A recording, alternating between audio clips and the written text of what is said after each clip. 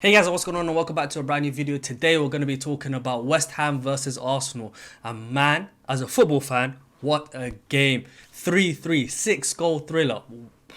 It had everything. Yeah, minus the red cards, it had everything. Now, as an Arsenal fan, the first 35 minutes, what was going on? It was such a poor display. I was thinking, no way. We could have, at that point, I was thinking we could actually get pumped for six. For six. We were playing so poor. We did not turn up at all today. And man, I was so frustrated. West Ham were playing us off the park. The first goal, Lingard scored a screamer. The second goal, they took a quick free kick. The referee allowed it. He had the spray ball in his hand. He wasn't even looking at the player, but he allowed the quick free kick to be taken. Bowen, he got it underneath Leno. Leno should have done way better at his near post, but Bowen got in 2-0 and in quick succession. And I'm thinking, what is this? It can't get any worse here. But boy, was I wrong. A cross comes in. Antonio wins the head against David Luiz, and Souček just comes in and just helps the ball along. Nothing Leno could do in goal. 3-0 within 32 minutes. 3-0. We had nothing. We had no game plan. We weren't doing anything. There was no energy, no creativity. But that third goal woke us up. Not the first, not the second, but the third is what woke us up. Man, if we would have woke up after the second, maybe we would have won this game. But no. It had to take us 3 goals to concede 3 goals for us to wake up. And then when we woke up, man, it was a different Arsenal. To end the first half, Martin Odegaard and Saka and Chambers, absolute man of the match performance. But especially Odegaard and Chambers, they woke up, they had opportunities. We got a goal back from a cross, amazing cross from Chambers. Chambers on that right hand side was just whipping in quality balls, quality after quality. Now, I know Jamie Carragher was joking when he called Chambers Cafu, but really and truly, what an amazing performance today by him. Constantly getting down that right hand side, constantly crossing in amazing balls into the box. And for his cross into the Lacazette, crazy. Great touch by Lacazette. Touched it up, controlled it, swung, smashed it. Came off the defender Dawson, I think, and then he went into the back of net. 3-1. And just before the end of the first half, man, good play by Lacazette. Lacazette played very, very well today. He was able to drop into space because as West Ham were defending, they were defending very compact, very deep. They were getting their wide players back. Now, there was spaces in between the midfield and the defence where Lacazette was exploiting. He would constantly drop into this area.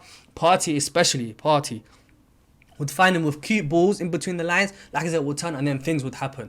Now, in this scenario, Lacazette was in the middle, got into some space. I think it was Partey that passed it into him. Quickly, first hand ball, round the corner for Saka. Saka gets into it. Crazy pace, and all he has to do is finish it, and we go into half-time 3-2. But unfortunately for us, and unfortunately for Bukayo Saka, he couldn't finish it, and we go into half-time 3-1. But that performance between the third goal going in and half-time was absolutely amazing, and it showed us what Arsenal were going to bring into the second half. Into the second half now, we are dominating. Now, how West Ham dominated in the beginning of the first half, we dominated for the entirety of the second half. Now, we had chances in the first half, and I'm thinking, please, let's just get an early goal. Get an early goal. But it took us until the 61st minute, where another cross by Chambers whipped it in, and I think it got a touch as it was going through, and Dawson had no chance but to put into his empty net. But just before that, we must have got a free kick where we took it quickly. Lacazette tried to stop the ball, but as he was trying to stop it with his hand, it must have rolled back a little bit. The VAR, I'm not sure if VAR even looked at it, but the goal was allowed to stand. Chambers got the cross in, own goal by Dawson. We're back in and it's 3-2. And I'm thinking, wow, it's 3-2, 61st minute. Let's just get a goal in the 70th minute and then maybe we can push on for a winner. But it took us until the 82nd minute. By this point, Pepe came on and Martinelli came on for Aubameyang. Now, usually you think if you're taking off you're chasing a goal and you're taking off your most prolific striker, usually you'd be thinking, what is going on here? But Aubameyang offered absolutely nothing. Now, I don't know what it was with Arteta starting Saka on the left and Aubameyang on the right. Aubameyang offers nothing on the right, absolutely nothing. Whereas on the left, he can at least cut inside. But I'm not even sure if Aubameyang had a shot today, honestly. He offered absolutely nothing. I'm telling you right now, Aubameyang is just a poacher. For really and truly, Aubameyang is a poacher. But Lacazette is the better footballer. He is not as good as a finisher. Like, he's able to finish well, Lacazette, but he's not as good as a prolific finisher as Aubameyang. But Lacazette is definitely the better football player. His hold-up play, sensational today. His link-up play, sensational today. When he had to finish, he finished. Great job by Lacazette. Whereas Aubameyang, on the other hand, on the periphery of everything. I thought that it was actually harsh on Saka to get substituted for Pepe than Aubameyang, but Aubameyang came off and Saka came off for Pepe and Martinelli respectively. Now, it was Pepe who got the ball, and I'm thinking he drifted it onto his right. The defender pushed him to his right, and I'm thinking, man, maybe Pepe's going to cut back on his left. Maybe the opportunity is going to go to waste. But no, Pepe said, I've heard enough of your jokes of my right foot. Let me show you what my right foot can really do. And he just whipped the ball in. Lacazette got in between the right back, Kufal, and the centre back, and he was able to power in a header 3-3 in the 82nd minute. I'm like, let's go get the winner, man. Let's go get the winner. And unfortunately, we wasn't able to. Chambers was able to put in another quality ball. The goalkeeper Fabianski got a touch, and if he wasn't able to get a touch, Martinelli was coming in, flying in to pop it into the empty net. Pepe had a couple of chances, and he wasn't able to shoot it properly. No clinical finish from him, but we were able to get a 3-3.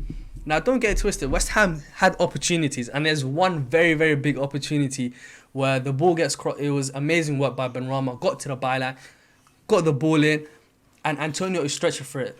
Like, to be fair to him, he was actually on the stretch. He was stretched, and you're thinking any kind of touch here, and it's a goal into the empty net.